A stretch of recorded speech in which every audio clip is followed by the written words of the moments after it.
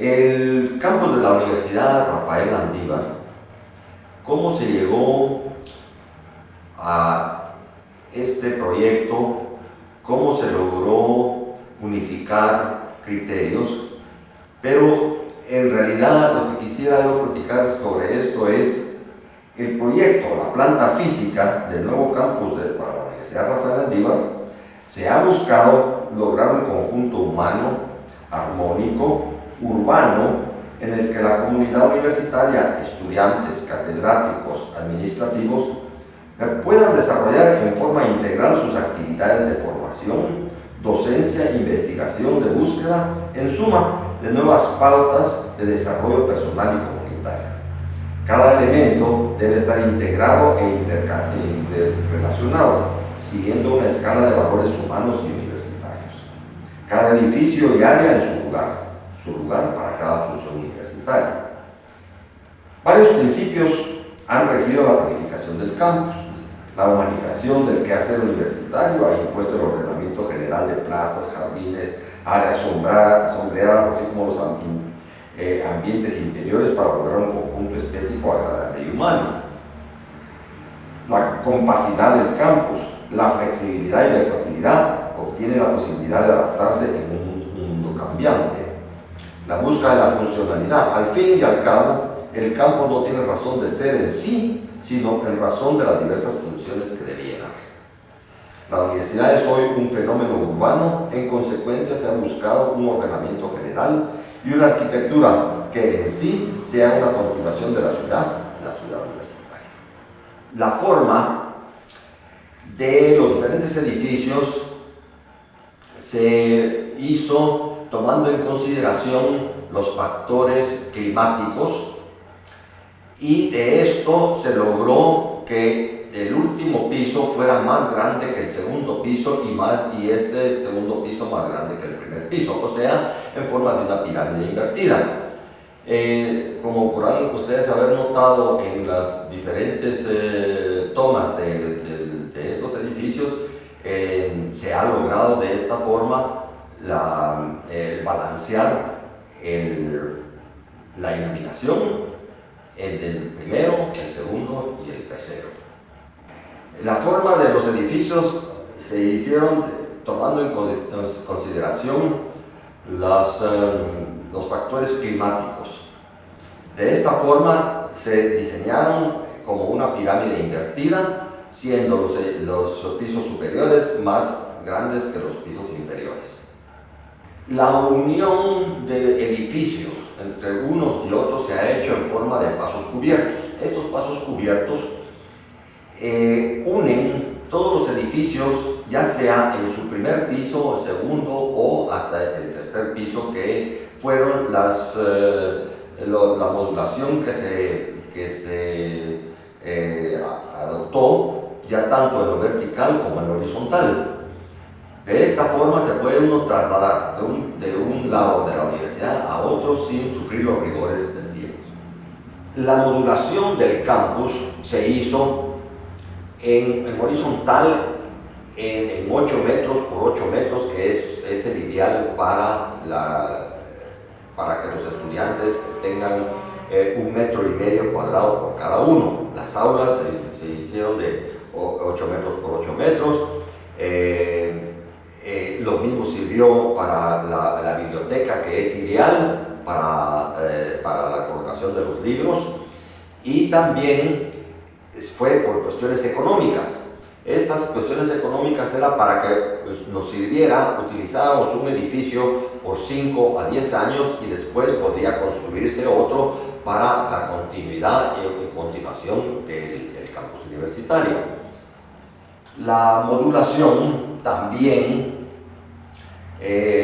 fue objeto de estudio por cuestiones económicas, o sea, la edificación de edificios que sirvieran para diferentes épocas, o sea, que teníamos, digamos, un edificio que podía servir actualmente para unos 5 a 10 años, que pudiera con esa misma modulación hacerse otro edificio, pero que siempre la universidad se viera como que estuviera totalmente terminada. Respecto a la colocación de murales o pinturas o propiamente del paisaje, la universidad originalmente sí se planificó con unos murales del artista Luis Díaz. Todos los muros de contención de la universidad estaban diseñados de tal forma que podría leerse en una forma estética, una forma muy de Luis Díaz, de el Salve Cara Parens, Dulcis Guatemala Salve, Derechos Vite Ponce Torigomé, y así sucesivamente. En todos los muros de la universidad iba el canto a Guatemala de Rafael Landívar. También en la parte más plana de la universidad se planificaron fuentes por la misma agua que tiene la universidad, que sale desde los de más alto, de los acantilados más arriba de la universidad, que nace esta agua ahí, y podía darse el lujo la universidad también de utilizarla en los lagos sin necesidad de estarle cambiando el agua todo el tiempo. Estos lagos y estaban al frente de lo que iba a ser o lo que va a ser el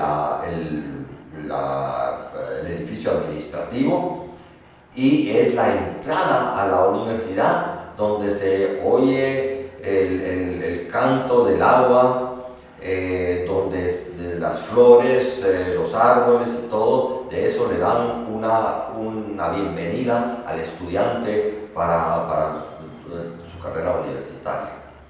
No es tan, fíjate, pero está listo para hacerlo. Es decir, en cualquier momento en que haya dinero, digamos, si las personas están en digamos, como las rectoras de la universidad, quisieran hacerlo, quisieran regresar a lo que originalmente fue planificado, eso sería ideal, hacerlo ya.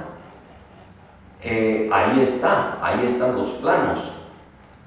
No hay, lo único podría ser una cuestión económica, que los bancos o las entidades que quieran de donación de dinero, que no quieran gastarlo en una cosa que para mucha gente parece que fuera superfluo, cuando para mí es una cosa casi absolutamente necesaria, de que el estudiante tenga una bienvenida a su alma mater, que verdaderamente se identifique con ella y que sea un lugar agradable, no un lugar que el papá lo mandó ahí para estudiar, sino que un lugar donde verdaderamente se forje el estudiante y se forje el profesional para una vida de un ciudadano ideal, necesario para la sociedad en que vivimos. La arquitectura es la estructura. Lo que parece que fuera una cosa austérica, también se ve en enseñar los materiales que fueron utilizados en su forma más completa. Ahí está el concreto y se ve expuesto. Ahí está el ladrillo, se ve expuesto. El vidrio expuesto también. La arquitectura es la estructura, y podríamos ser y viceversa también. De esta forma, tenemos otra gran ventaja, que el mantenimiento es casi nulo. Si tuviéramos nosotros paredes repelladas, tendríamos que mantener un equipo de limpieza y no solamente de limpieza, sino de pintura, de trabajo de pintura, que va en miles y miles y miles de quetzales, que solo estarían utilizados ahí en mantener un material que se arruina con el tiempo. De esta forma, podríamos hasta decir que la patina del tiempo mejoraría los edificios, o a la vez, si se quiere mantener aquello perfectamente limpio, ¿verdad?, el material de por sí es lo suficientemente permanente para que cualquier limpieza que se haga volvería a tener su misma estética que cuando originalmente se hizo. Después de 20 años de haberlo planificado y construido, la Universidad Rafael Landívar permanece tan bien como desde un principio. Tal vez un poco sucia, una cosa de aquí, pero el mantenimiento ha sido muy bueno. Los jardines se han mantenido muy bien, los edificios propiamente, sí se ha visto ya la patina del tiempo, especialmente, digamos, en la parte del piso superior, que precisamente fue que se hizo de esta forma para que protegiera a los pisos inferiores. Pero en realidad la universidad se ve muy bien. Pues fíjate que eso, hay tantas gentes que perciben los edificios de diferente forma.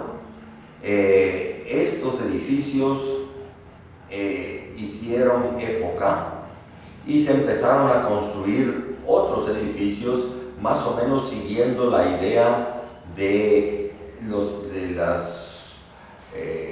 digamos que los pisos superiores fueran más grandes que los inferiores.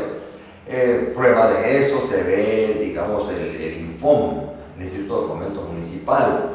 De eso también se ve el edificio del Triángulo, y una serie de edificios que fueron, creo yo, ¿verdad?, que tomaron en consideración estos elementos y cada arquitecto lo logró de la mejor forma que él creyera. Pero sí fue como una escuela que se hizo en la época en la cual otros arquitectos tomaron muy en consideración lo que la Universidad Rafael Landívar había enseñado con los edificios. La gasolinera de la Avenida Las Américas, esa es otra cosa, es diferente. Fue específicamente, lo diseñé de esta forma porque lo que yo quería es que esta gasolinera no se pareciera a todas las otras gasolineras. Entonces, se me ocurrió que un paraboloide hiperbólico de 20 metros de diámetro, con otros paraboloides hiperbólicos que sirvieran de sombra a las bombas de gasolina, hicieran un conjunto que lo remataba un elemento vertical que fuera, donde dijera Shell, que es una gasolinera de la compañía Shell. Está la combinación de la piedra de canto rodado, que hace el muro de contención y le da la vuelta al paraboloide hiperbólico grande, como abrazándolo. Y después de eso, pues está otro abrazo que se le da, es en forma de vidrios que forman las oficinas y las ventas de los productos de la compañía Shell. En realidad, la gasolinera esta es una gasolinera en un barrio,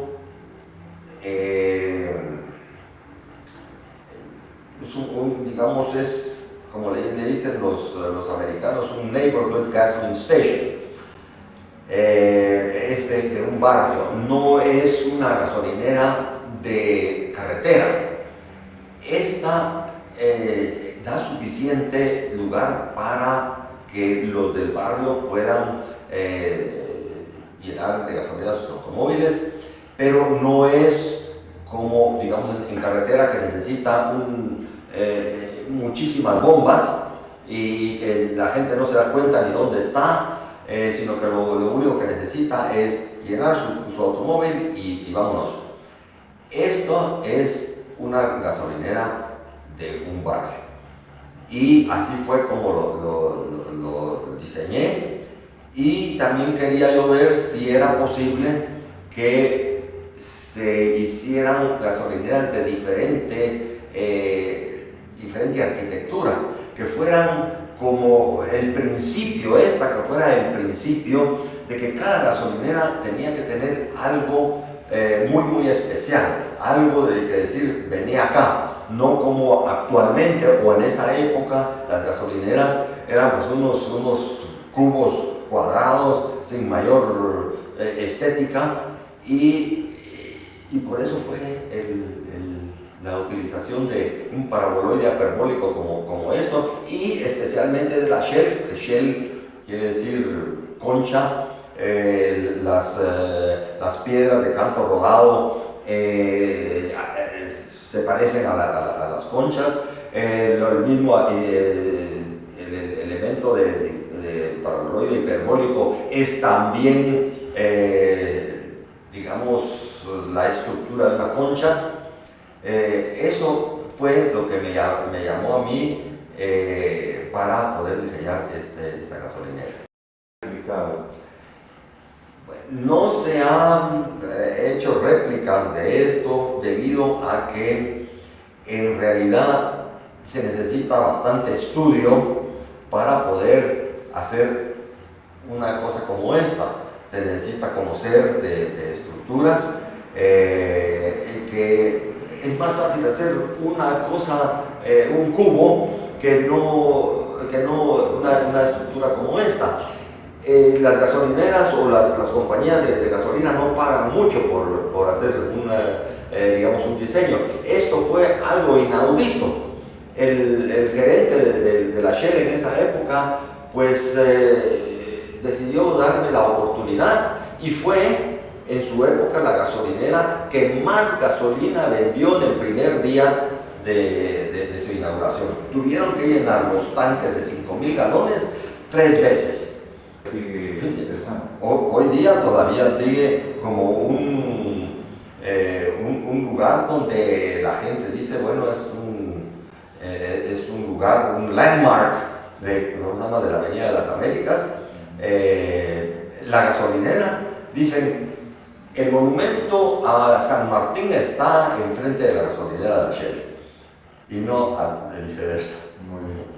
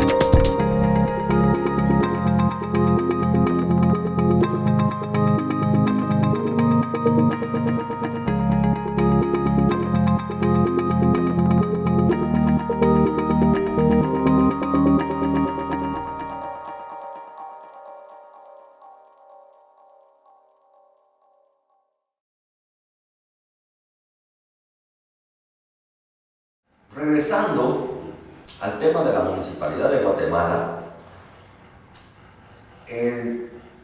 estábamos en esa época, en 1949, 1950, 51, estábamos en la quinta avenida entre octava y novena calle de la zona 1.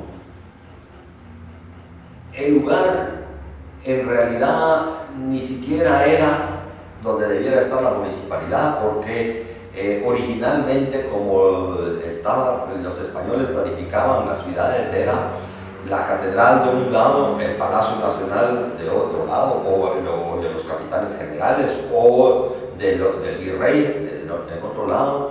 En el tercer lado estaba la municipalidad o el ayuntamiento, y en el cuarto lado estaban los portales del comercio, o sea, el comercio.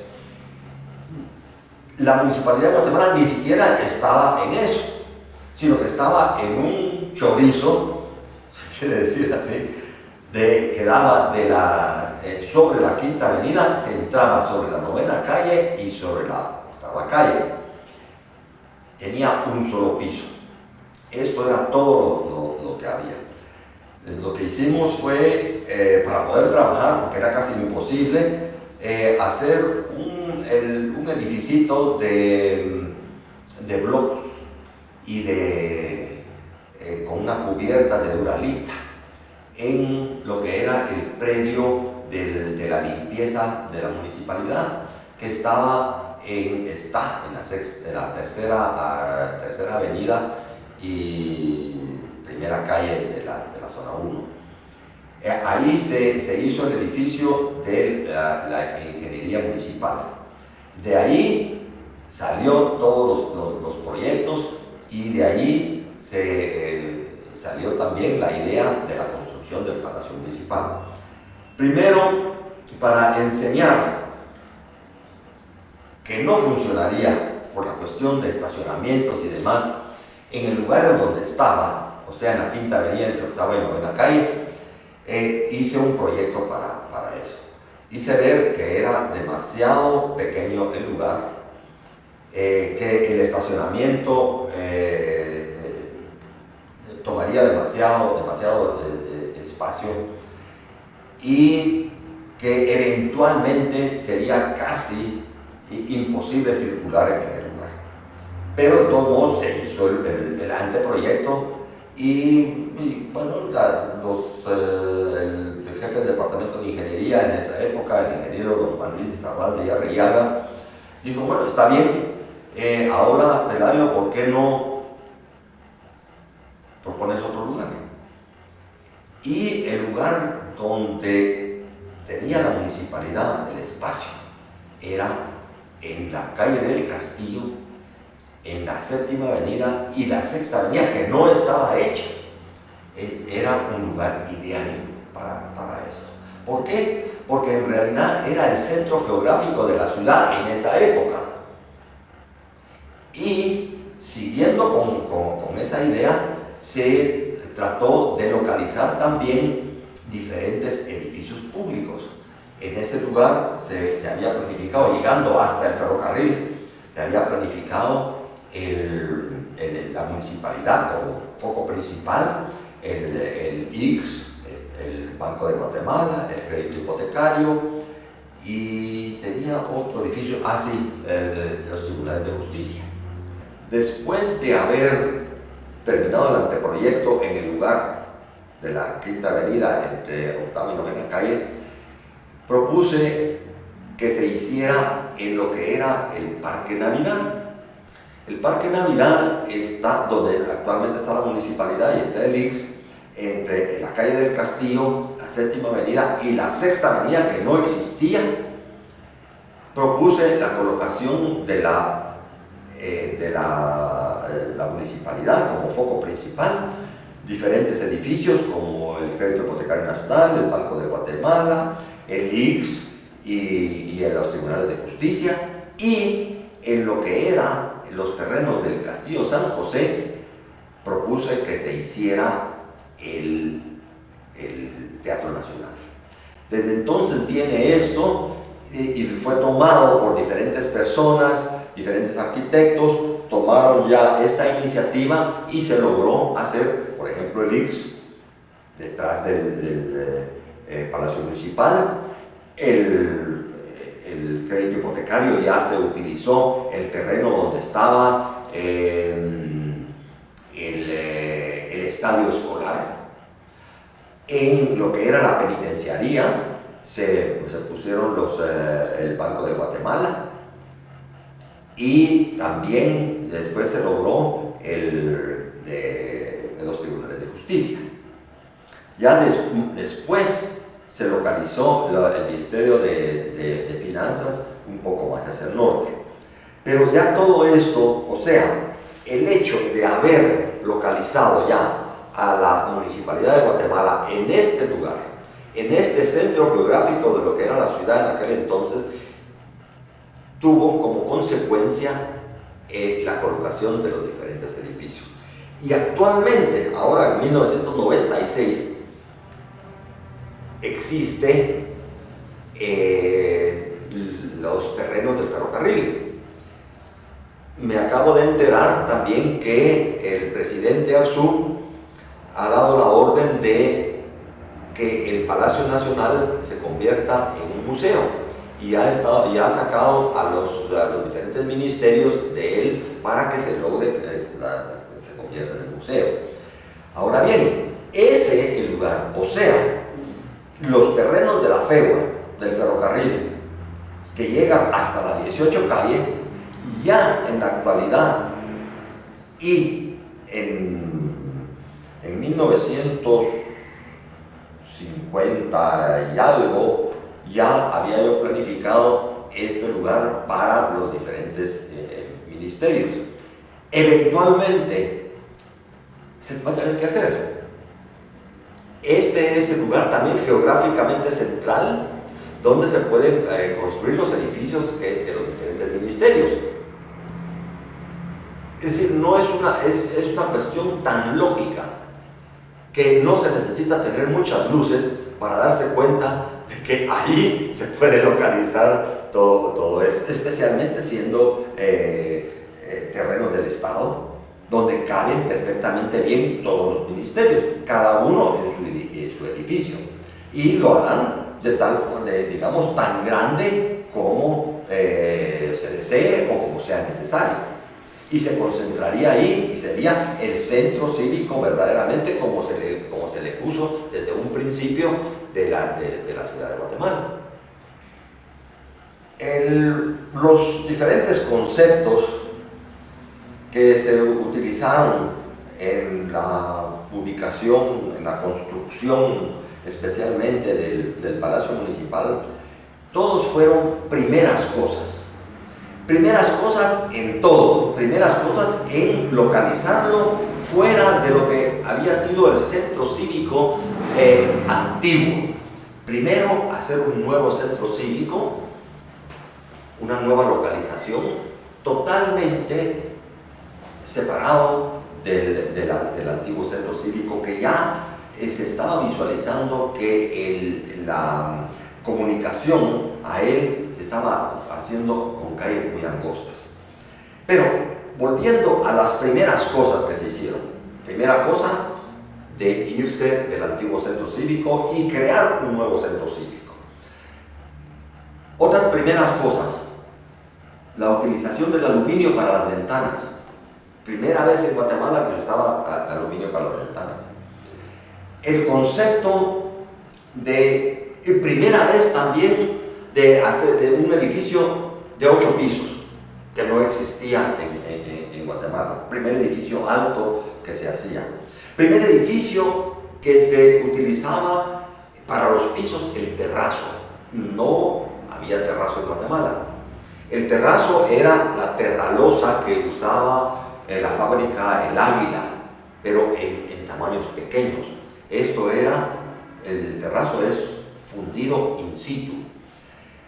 Primera vez también que se utilizaban, digamos, murales en digamos, un edificio público como este. Los que había en el Palacio Nacional eran unos murales de pinturas. En esto son murales gama de mosaicos tipo veneciano, hechos por el maestro Carlos Mérida. Primera vez también que se utilizaba profusamente el vidrio. Primera vez también que se utilizaban los cielos suspendidos, donde debajo, dentro de la losa y el cielo suspendido podía colocarse cualquier tipo de instalación. Bueno, tiene tantísimas veces de primeras veces, por ejemplo, las columnas de hierro, de redondas, de 4 pulgadas, columnas Lally, primera vez que se utilizaban de la forma como fueron utilizados en el Palacio Municipal en el último piso, donde está el despacho del alcalde y el salón de sesiones del Consejo Municipal. La utilización de impermeabilización también con planchas de cobre en el último piso, que permite no tener una sola gotera en el Palacio Municipal. Ese se inauguró en 1958 y estamos ahora en el 96, ya se pueden imaginar, sin ningún problema de filtraciones de agua. La utilización también de los altorrelieves del lado oriente y del lado poniente de Guillermo Grajeda Mena y de Dagoberto Vázquez, pero logrados de acorde a la arquitectura, no hacer una escultura y que la arquitectura quedara olvidada, como se puede ver en muchos lugares de México, especialmente, digamos, en la ciudad universitaria de México, ahí donde los murales y las esculturas y todo apabullan la arquitectura. Ya no sabe uno dónde están las ventanas, por ejemplo, por decir una cosa, la biblioteca de la Universidad de México, donde necesitaban ventanas, ¿verdad? Ahí hay un gran mural y no sabe uno qué pasó con el hoyo que le hicieron al mural.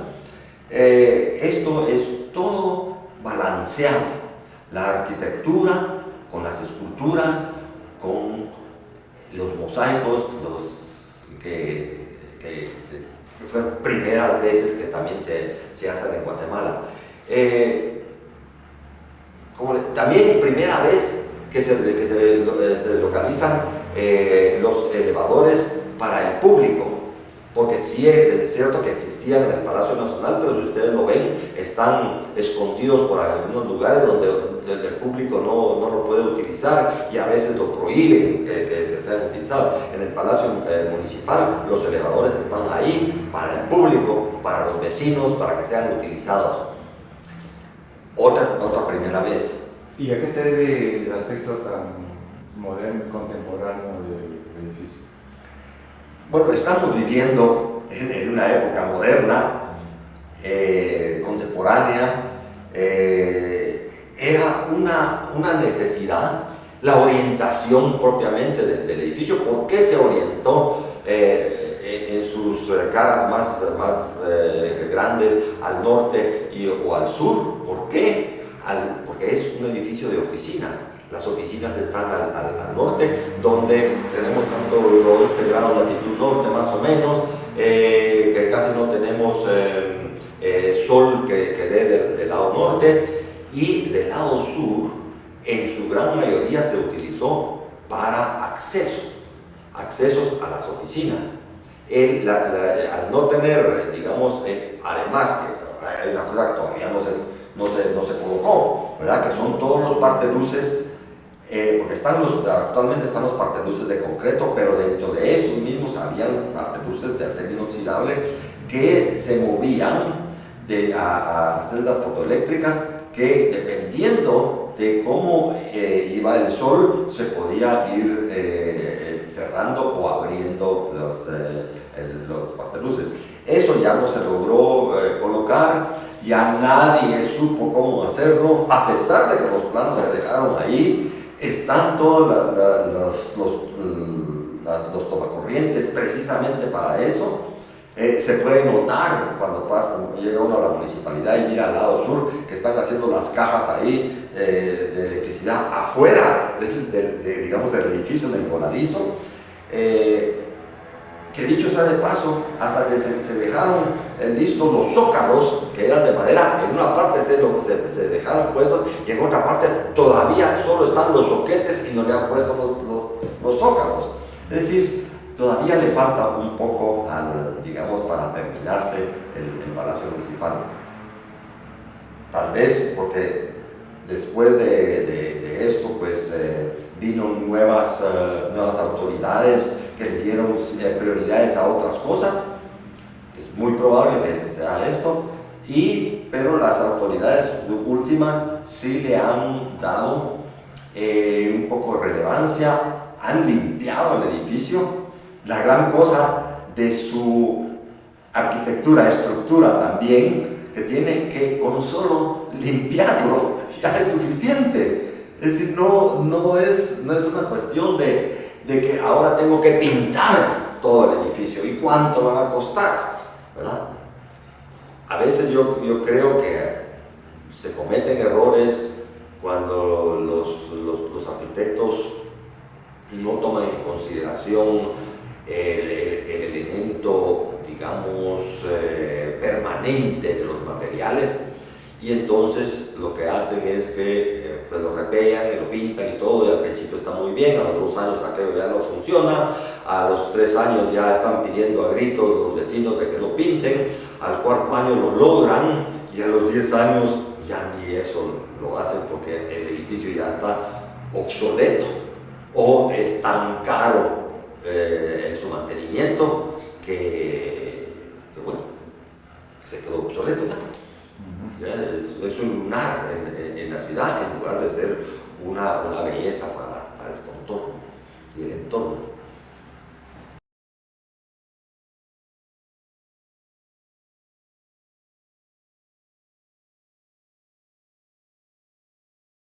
En 1959 se tuvo la oportunidad de inaugurar el edificio municipal, que fue una obra que empezó el ingeniero Juan Luis Lizarralde cuando era alcalde.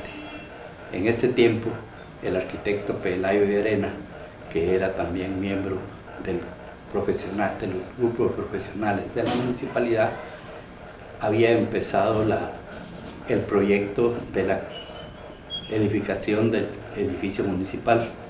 Él fue el autor de los planos, del proyecto, de la obra. A pesar de que el centro cívico propiamente, donde está el Palacio Municipal, fue una idea concebida con bastante tiempo antes relativamente, porque desde el tiempo del ingeniero Martín Prado y posteriormente en el tiempo de Juan Luis Lizarralde, ya se estaba pensando en la necesidad de crear un centro cívico que reuniera las principales edificaciones públicas de la ciudad. Y se le encargó al arquitecto Pelayo de Arena el diseño y la elaboración de los planos para la construcción del edificio municipal, el cual se empezó más o menos en el año 55, todavía 54 quiero decir, estando de alcalde el ingeniero Juan Luis Lizarralde. Durante el periodo que yo desempeñé la alcaldía, que fue del 55 al 59, pues se construyó el edificio municipal bajo la dirección del arquitecto Pelayo de Arena y se inauguró, como le digo, en 1959. Bueno, el centro cívico en realidad fue una concepción inicial de más o menos desde el tiempo de la Facultad de Ingeniería y de Arquitectura en los años 1930, en que ya hay varias tesis en que se hablaban de varias obras urbanísticas de las cuales ya se han realizado, por ejemplo el Paso del Incienso, el Periférico, la ciudad universitaria, la ciudad olímpica, que fueron tesis de la Facultad de Ingeniería dentro de la clase de Arquitectura y de Urbanismo, y recuérdese que en ese tiempo no existía la Facultad de Arquitectura. Nuestros profesores, que muchos eran arquitectos, como el arquitecto Pérez de León, ellos mismos nos nos daban clases de urbanismo y desde ese tiempo se empezó a gestar la idea del centro cívico, pero no fue sino hasta en 1953-54 que ya la idea se concretó un poquito más, y yo diría que la idea fundamental fue una concepción entre Pelayo de Arena y Raúl Aguilar Batres, con la necesidad que se sentía ya de tener un edificio adecuado para la municipalidad, y de ahí la idea del edificio municipal. Claro. Bueno, como le digo, la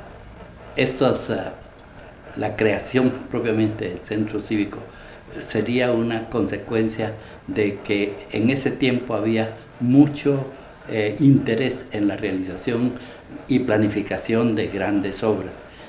Una de las obras que no se ha realizado y que en ese tiempo era un sueño, era un gran mall entre el Palacio Nacional y el Centro Cívico, realizando una avenida a través de una expropiación de lo que es entre Sexta y Séptima Avenida para construir un gran bulevar, dejando dos islas. Una isla era la iglesia de San Francisco como monumento nacional, y la otra era el Calvario, la iglesia del Calvario como monumento nacional. Sin embargo, que era una de las grandes ideas que se tenían en aquel tiempo, no llegó a concretizarse nunca, sino únicamente directamente el centro cívico, donde ahora está. Recuérdense que ahí estaba la penitenciaría en ese tiempo. Entonces se aprovechó el hecho de que era tierra de propiedad nacional. Además estaba el Parquecito Navidad y estaba el famoso estadio de fútbol municipal. Entonces, dentro de esos tres elementos sirvieron para la creación del área del centro cívico. Bueno, no cabe la menor duda que de todo lo planeado, no todo se realizó, gran parte sí. Como le digo, está el famoso periférico que se planeaba desde aquel tiempo. Está la ciudad olímpica que se hizo en tiempo de Arévalo, como usted se recordará, que fue ahí se hicieron las Olimpiadas, que también es parte incorporada al centro cívico, pero en realidad la mayor parte de la obra planificada en ese tiempo casi se ha realizado, y es, yo diría, uno de los elementos básicos del urbanismo de la ciudad. Desde luego hay otros elementos anteriores, como por ejemplo el Paseo de la Reforma, que es uno de nuestros grandes logros, pero no cabe la menor duda que la realización del centro cívico vino a darle el nuevo, yo diría, la nueva forma a la ciudad de Guatemala y el nuevo espíritu, porque antes la ciudad terminaba en la 18 calle, pero desde que se hizo el centro cívico, prácticamente la parte grande de la ciudad está ahora en la zona 9 y zona 10, y todos sabemos el auge que ha tenido eso como consecuencia del proyecto de urbanización del centro cívico. Bueno, yo creo que sí hubo un pensamiento bastante anticipado a la época.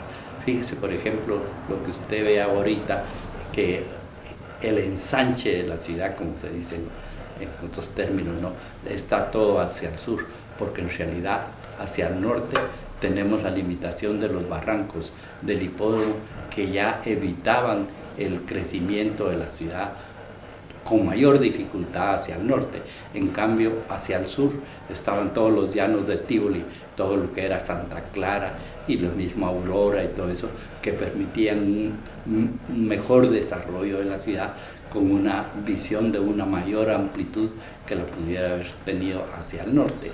Esa es una de las cosas que verdaderamente favoreció el propio hecho de haber creado el centro cívico donde está hoy, porque ha permitido una más adecuada urbanización y sobre todo establecimiento de infraestructura vial más adecuada, de lo que hubiera podido hacerse en la parte norte.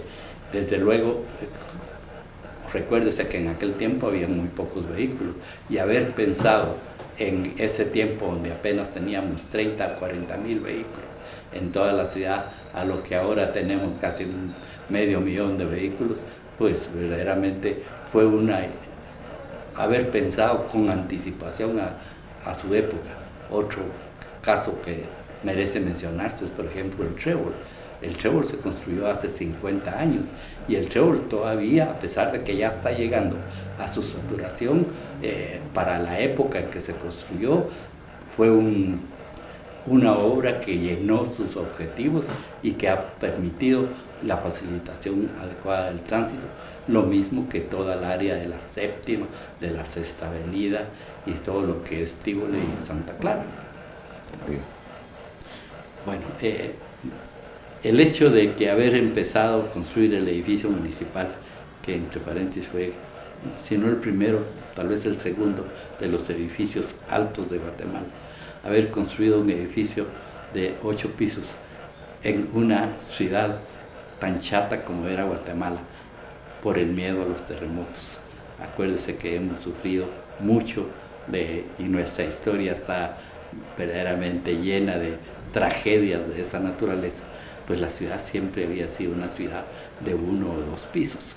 Sin embargo, ya se había construido 1 o 2 edificios de más de 5 pisos, 7 pisos creo, cuando se construyó el edificio municipal. Pero ya de ahí ya se empezaron a construir los edificios altos.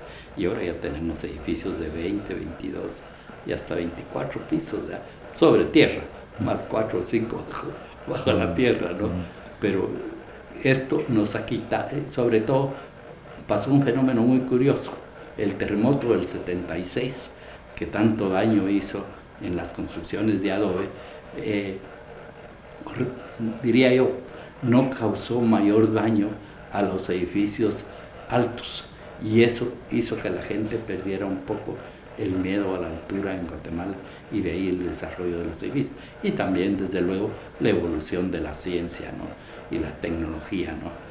Ahora se construyen edificios que están diseñados para antiterremotos, ¿no? Y sobre todo la arquitectura y la ingeniería han progresado bastante en los últimos 30 o 40 años. Sí, no cabe la menor duda, después de nuestra tradición de la Casa 7 famosa de Guatemala, haber venido a hacer un edificio de vidrio, de paredes de vidrio completamente, pues causó yo diría, una emoción en la gente, o por lo menos hubo críticas en favor y en contra, ¿no? Ahora, el edificio es muy funcional, y la prueba está que actualmente todavía, a pesar de que ya son casi 40 años de la construcción del edificio, todavía está llenando su función. Son 2 edificios que bien vale la pena mencionar con su diferente arquitectura y con su diferente funcionalidad. El Palacio Nacional, que es una obra de arte de Pérez de León, lógicamente, ¿no? Que tiene su forma de ser y su característica, y el edificio de la municipalidad, que es un edificio bello, sencillo, pero muy funcional. Mire, hay muchas anécdotas alrededor de eso que bien vale la pena mencionar. Una de ellas, tal vez, que yo diría que llamó un poquito la atención, fue el cielo falso. Recuérdese que el cielo falso del palacio es hecho de material, ¿cómo se llama? No me recuerdo ahorita que en este momento el material, pero que Pelayo lo decoró pintándolo de diferentes colores. Eso le llamó mucho la atención a la gente, porque el material es anticombustible y todo, ¿no? Y tiene cierta resonancia, que es decir, permite una buena acústica, ¿no?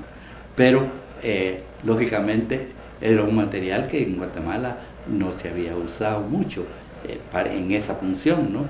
Entonces el hecho de que Pelayo lo haya utilizado y lo haya decorado tan bonito, haciendo una combinación de colores muy adecuada en cada uno de los pisos, llamó mucho la atención, y verdaderamente yo diría que al principio la gente, antes de que se pintara, decía, pero qué feo está esto. Pero después ya cuando se pintó y se vio tan bonito el material ese, que todavía está, ¿verdad? Y es un material sumamente barato, nacional completamente, ¿no? Otra cosa que también valió la pena y que es de resaltar es, por ejemplo, los murales de Mérida, ¿no? Me recuerdo que Pelayo tuvo una lucha muy fuerte por el hecho de la autorización para que el Consejo nos autorizara la contratación de los trabajos de Mérida. Lo mismo que el caso de los dos murales externos, ¿no? El de Dagoberto Vázquez y el de... ¿quién es el otro? Tejeda Mena, el de Tejeda, ¿no? Que son los que están del lado oriente y poniente del edificio. Esas cosas no muy se utilizaban en ese tiempo, sobre todo en obra pública, ¿verdad? ¿Pensó? No, le faltó un poquito, francamente, porque la idea original era incorporar la estación del ferrocarril también al centro cívico. Todavía se habla de incorporar todo lo que es el área del ferrocarril al centro cívico, ¿no? Pero desafortunadamente no se ha podido, ¿no? Sin embargo, lo que sí cristalizó y que verdaderamente es otro orgullo es el Teatro Nacional, ¿no? Recuérdese que prácticamente está integrado al centro cívico del Teatro Miguel Ángel Asturias, ¿no? Bueno, esta es otra idea de que también se ha hablado mucho, ¿no? Es la arteria famosa que ha tenido diferentes nombres, pero que en realidad se trata de unir desde lo que es Eureka al centro cívico y hasta la Atlántida a través de lo que es el derecho de vía del ferrocarril. Entonces, desde luego, aprovechando todo ese derecho de vía, se puede hacer una calzada muy adecuada ahí, que ahorita, por ejemplo, está en la idea de utilizarla como una vía de un transporte masivo, ¿no? Es decir, ya le llamen metro o tren de superficie, como sea, ¿verdad? Pero lo cierto es que ya en ese tiempo Pelayo concebía la utilización de esa vía en esa forma mixta de un tren rápido y una vía de automóviles con una estación en el área del centro cívico, más o menos cerca de donde está la estación del ferrocarril y lo que es el Inguat y todos los edificios que están por allá, que todavía se logra, se puede lograr una conexión muy adecuada en esa forma.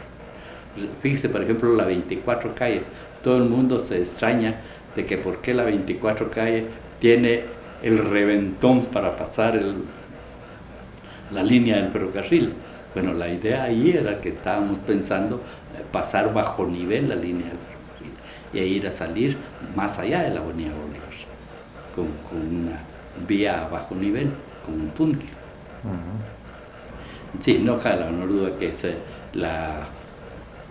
la Universidad de Landívar tiene la ventaja bueno, es yo diría, un complejo bien desarrollado y que está muy integrado.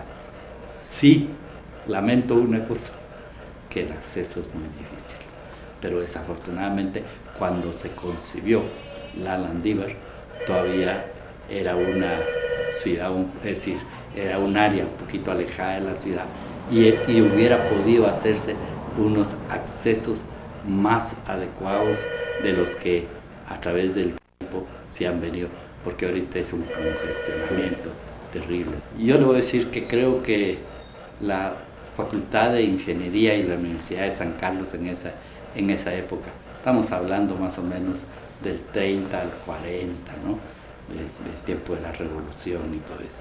En ese tiempo que se empezó a crear lo que es la actual criterio universitario, ¿no? En primer lugar se obtuvo la autonomía de la universidad, ¿no? El hecho de que la universidad tenga su propio gobierno a través de elección en sus 3 niveles de estudiantes, catedráticos y profesionales, en todos los niveles, tanto de las facultades como de la rectoría, ¿no? Bueno, pues esto en nuestro tiempo, pues la escuela, pues les puedo imaginar, era una cosa muy pequeña, teníamos muy pocos compañeros de clase, hasta el extremo que en la clase anterior a donde iba yo, solo habían 2 alumnos, Jorge Arias y mi hermano Reo. En la anterior, donde estaban Martín, Juan Luis, los Girola, y había el Puscairol,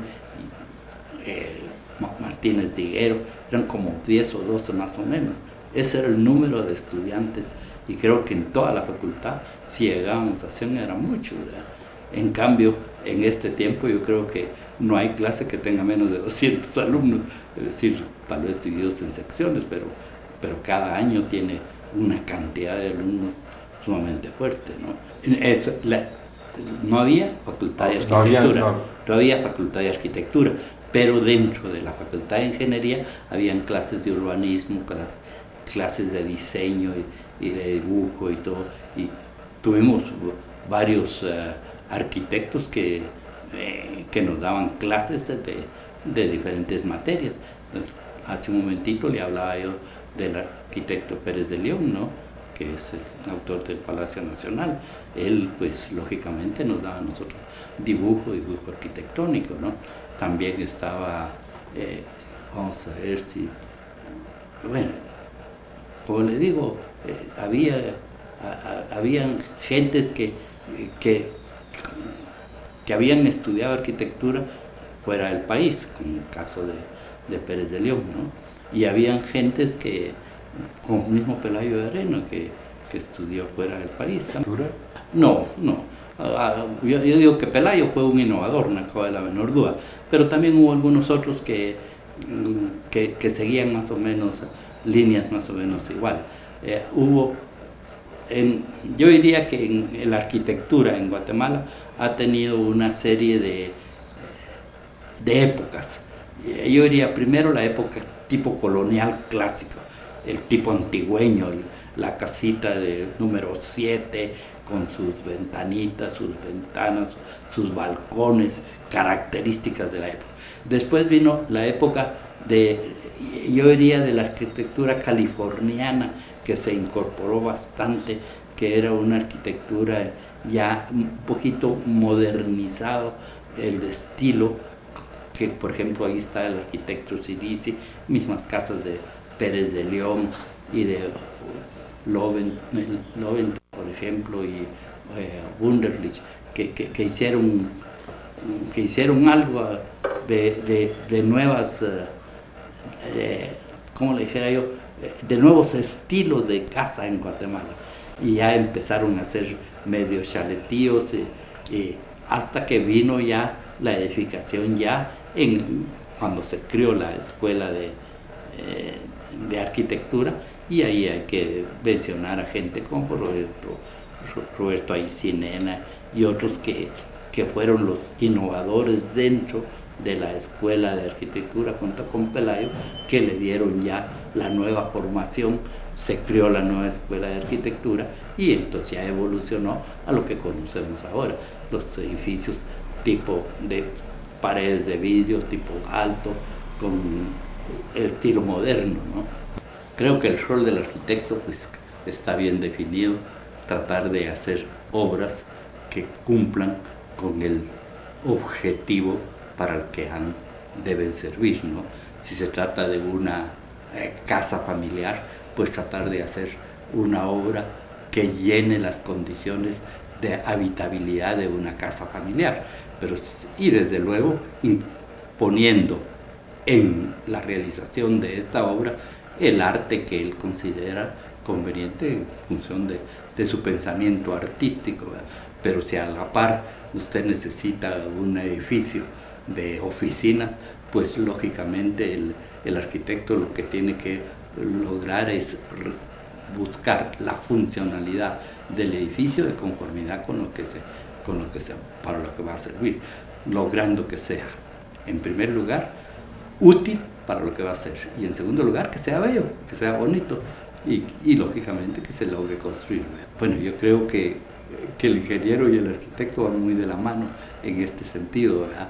Es decir, estoy de acuerdo que hay ingenieros que son bastante artistas y hay arquitectos que son bastante ingenieros en el sentido de saber calcular perfectamente las posibilidades de sus materiales, ¿no? Yo creo que no hay una separación, como le dijera yo, estricta entre lo que es la función de uno y la función del otro, aunque desde luego pueden ser, son muy complementarios, ¿no? Hay un aspecto que es muy muy interesante y es el aspecto urbanístico. En el aspecto urbanístico, ahí debe conjugarse todos los efectos y todas las necesidades para lograr servir, y para lograr servir los objetivos del desarrollo y la vida de una ciudad.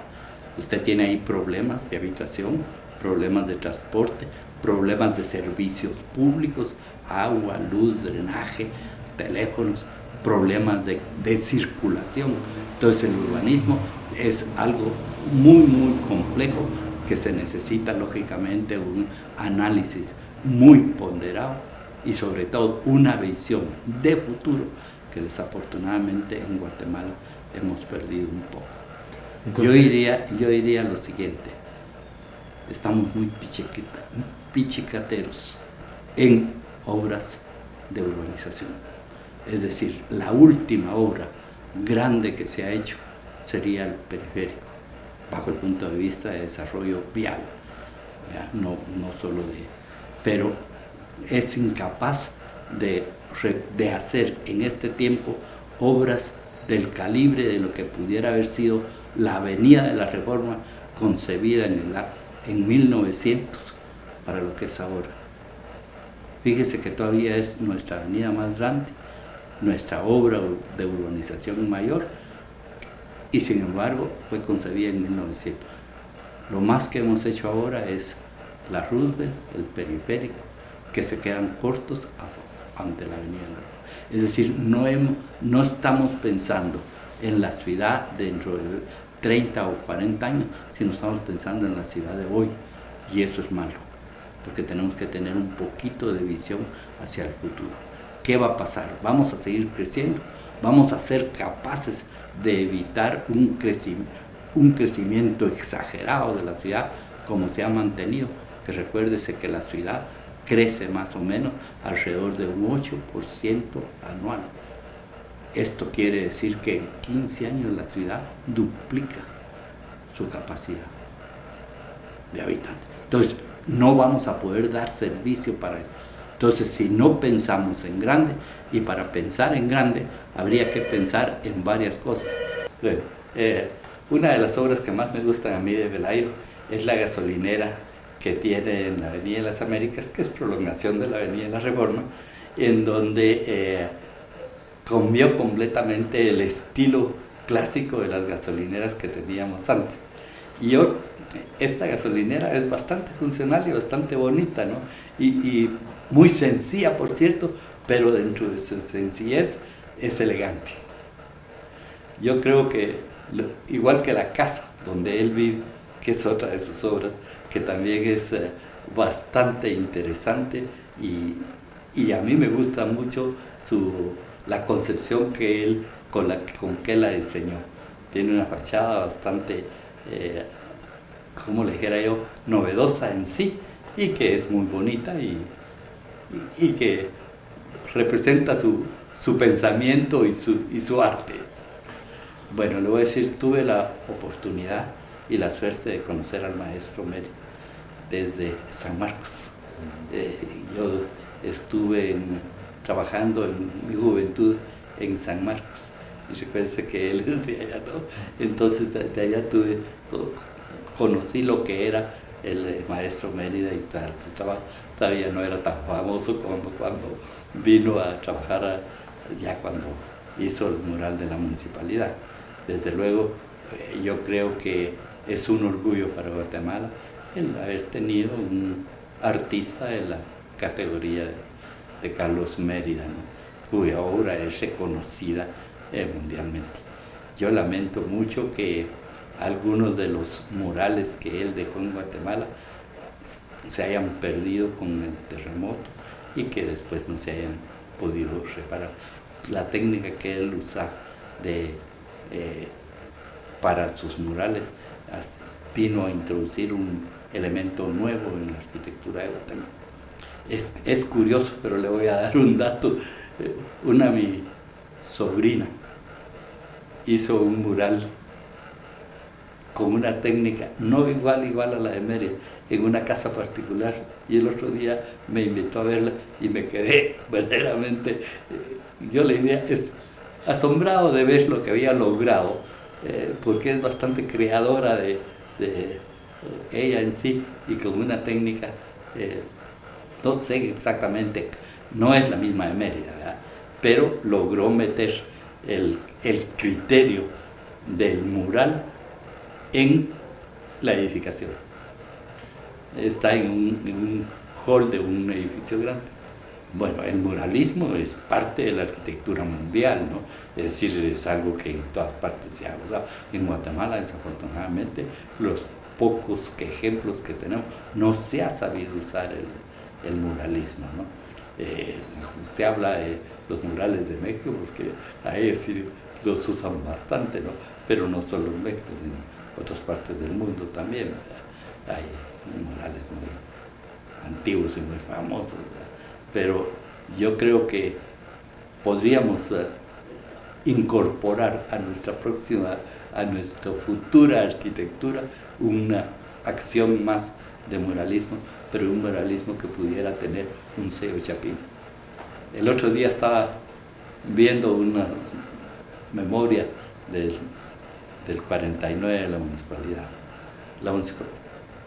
Sin recordar exactamente la cifra, no llegó a los 900,000 quetzales el valor del edificio, y fue hecho con cascaritas de huevo, porque la municipalidad en ese tiempo tenía un presupuesto muy reducido. Yo creo que el hecho de que se haya logrado un costo tan bajo se debió a la eficiencia con que se trabajó y la honradez con que se trabajó el edificio municipal. Todo fue hecho por la administración.